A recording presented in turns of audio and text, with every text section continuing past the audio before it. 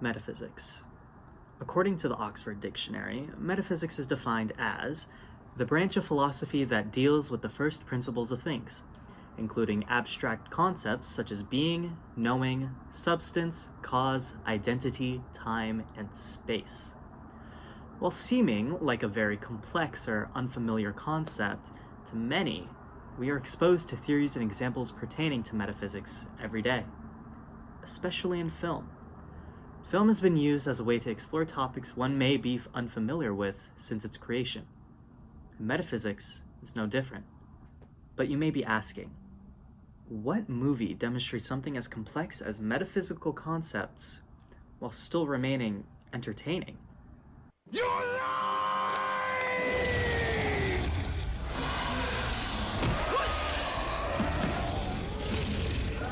Well, introducing The Velocipastor, a movie written and directed by Brendan Steere. Released on August 13th, 2019, The Velocipastor is about a priest named Doug Jones, played by Greg Cohen, who, after losing his parents in a very, very tragic accident, goes to China, where he gains the ability to turn into a dinosaur and fights crime. I am not making that up. But you might be wondering, how in the world does a movie like this relate to metaphysics? Not even just metaphysics, philosophy as a whole. Well, you'd be surprised at how many concepts this movie touches on. Starting with, faith is a recurring subject in the film. It's used as a way to propel the plot forward through several different ways. For example, Doug explains his actions and behaviors through the lens of staying faithful to God.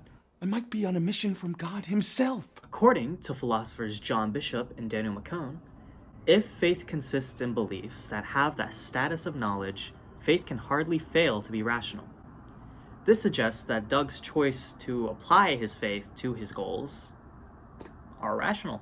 That action is a rational action to take. His beliefs in what should be done to oppressors is almost common knowledge amongst those surrounding him, with the exception of Father Stewart. That's insane, Doug. Not only this, but Bishop and McCone also say to have theist faith might thus be identified with holding a belief with theological content, that God exists, is benevolent towards us, has a plan for salvation, etc. This further supports Doug's beliefs, as he believes that there was a reason he was chosen to become a lycanthropic dinosaur human thing.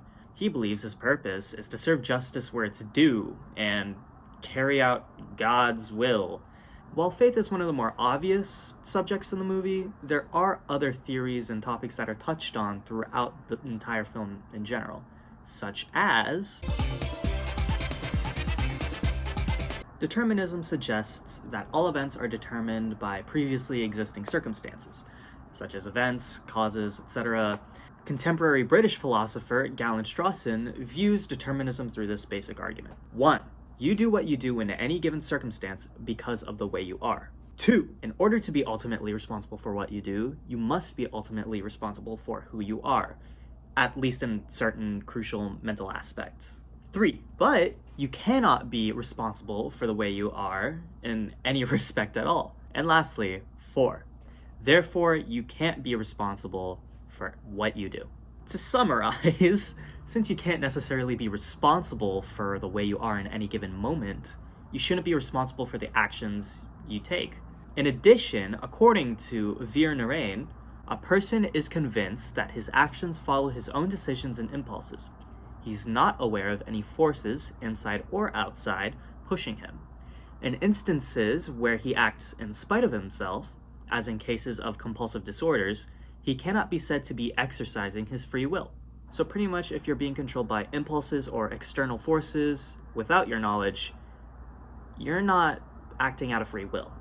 Doug has said throughout the movie several times that he's hungry or has had a lust for flesh, which drives him to kill.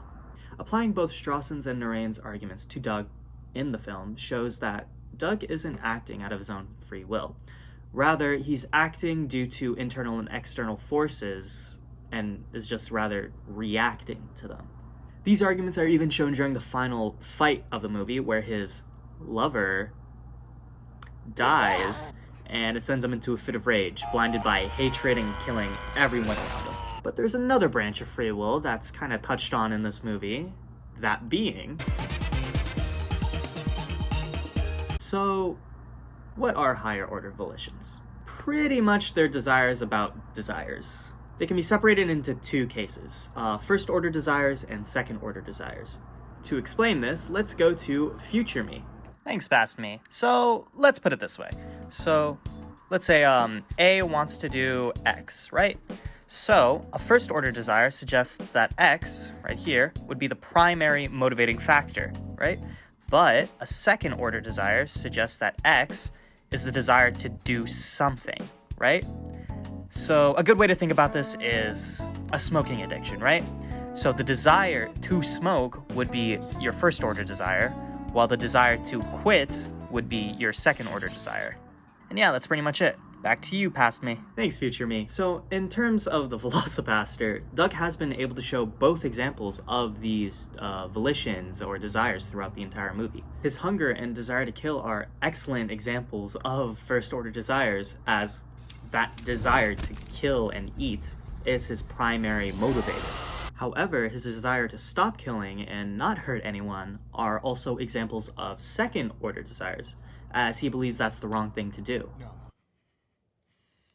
This madness must stop. Doug! I have to do confessions. Right now? Yes, right now! But that quickly changes as the film progresses. That's insane, Doug. God does not want people dead. Oh, I think God wants a lot of people dead. Oh, I forgot to mention, the person who came up with this theory is Harry Frankfurt, who also developed another theory called the principle of alternate possibilities, which means you have free will if you took an action but could have chosen to act otherwise. Let's move on to our next topic indirectly shown in the film, which is... Okay, this is going to be a heavy one. I mean, after all, the question of whether or not Doug is a person, especially after gaining the ability to turn into a dinosaur, still remains. Let's start with the criteria of what makes a person a person. So as we know, there are 5 criteria generally accepted as what makes someone a person. One of those criteria is moral agenthood. So let's take a look at what philosopher Immanuel Kant said about what makes someone a moral agent. So Kant believes law, duty, and obligation are the heart of morality. According to Kant, the will of a moral agent is autonomous. What does that mean? Well, the will gives itself moral law and can constrain or motivate itself to follow said law. So pretty much just free will. But he also says that a moral agent requires autonomy and the ability to understand moral judgments. This does exclude some cases like babies and some animals, so I'm not too sure where a human dinosaur hybrid thing falls into that, but you know, we'll carry on. But we can say, at least, Doug himself fulfills the requirements for what makes someone a moral agent, according to Kant, which means Doug as a human can be considered a person. But there are other philosophers who have their own set of criteria or requirements for what makes someone a person, such as John Locke. So according to John Locke, a person is a thinking, intelligent being that has reason and reflection and can consider itself as in itself, the same thinking thing in different times and places, which it does only by that consciousness which is inseparable from thinking. This view about personhood leads to a way of thinking involving one's personal identity and their own consciousness, but that's a lot of big words, so I'm just gonna let future me take this one again. Thanks, past me, for giving me more work to do. So what Locke was trying to say was pretty much, if you can think for yourself and be reasonable and reflective, while also having the ability to consider yourself a person throughout different times, then you yourself can be considered a person. I think that pretty much sums it up. Back to you, past me. Thanks again, future me. Taking into account both Kant and Locke's views on personhood, I think it's safe to say that Doug does indeed count as a person. Even if he could turn into this. John Locke also had beliefs on human nature as well, which is what we're going to be talking about next. Continuing with John Locke, he believed that human nature is guided by tolerance and reason. He says that the law of nature commands that we do no harm to others with regards to their life, health, beauty, or possessions. He goes even further to say, since we all belong equally to God, and since we can't take away what's rightfully his, we can't do harm to each other. Doug himself says how he doesn't want to kill or hurt anyone earlier in the film, but as stated earlier, he does kind of disregard this. This would go against Locke's idea of what human nature entails and directly contradicts it, as Doug shows his lack of tolerance and reason the further we progress throughout the film. There is another topic of human nature that's kind of squeezed in there into the film, that being nature versus nurture. According to philosopher Plato, he believed that knowledge and behaviors were a result of innate factors, or that knowledge is present since birth. However, the philosopher Aristotle said that humans are born as a sort of blank slate, and that we gain behaviors and thoughts through experience. When we apply both of these viewpoints to Doug's situation during the film, it would make more sense to lean more towards Aristotle's opinion on the matter. One of the main reasons for this is simply the fact that he becomes a dinosaur. From birth, I don't think he knew how to use claws or razor-sharp teeth in order to harm or kill other people. Instead, he gained that knowledge from experience, and he learned how to fight, and might I say, quite well. Kinda. Well, I'd say we've covered a wide variety of topics in this video. While being a joke film, which came from the idea of the writer's phone autocorrecting, this movie does pose some pretty deep philosophical questions if you really think about it. Also, I'm not kidding about that. It was an actual autocorrect on this guy's phone that gave him the idea for this movie. To quote writer-director Brendan Steer, he says, "It was an autocorrect on my phone. Yes, really. I was in film school and needed to make a project for homework, and I didn't have any ideas. This was right around the time that Grindhouse and Machete were coming out, so when my phone autocorrected Velociraptor to Velocipastor, I thought it was just dumb enough to be fun." It's obvious that this film was made to be a joke film that people just threw on to have fun. According to Steer, this is a film to be enjoyed in a group. My truest hope is that once it hits streaming, people will have fun movie nights with all their friends, and some drinks or weed or what have you. I'm not saying you have to be inebriated to have fun with it, but throw it on at your fraternity or sorority, bring your buddies from class over to your dorm, get your family together on a Sunday morning. That's the way to see this film. And any way that you know, you will enjoy it with others. And evidently, this worked. People all around the world are loving this film for how crazy, insane, and funny it is. It really served its purpose being a joke film, while also giving people something deeper to think about on a philosophical level.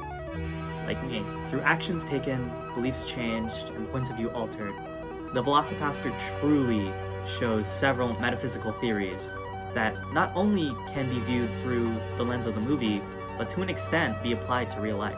But I can't stress this enough. This is a movie about a priest who is able to turn into a dinosaur to fight evil ninjas who work for the church. And somehow, this movie made me think several layers deep, to the point of questioning things like supreme beings to literal free will. Ha!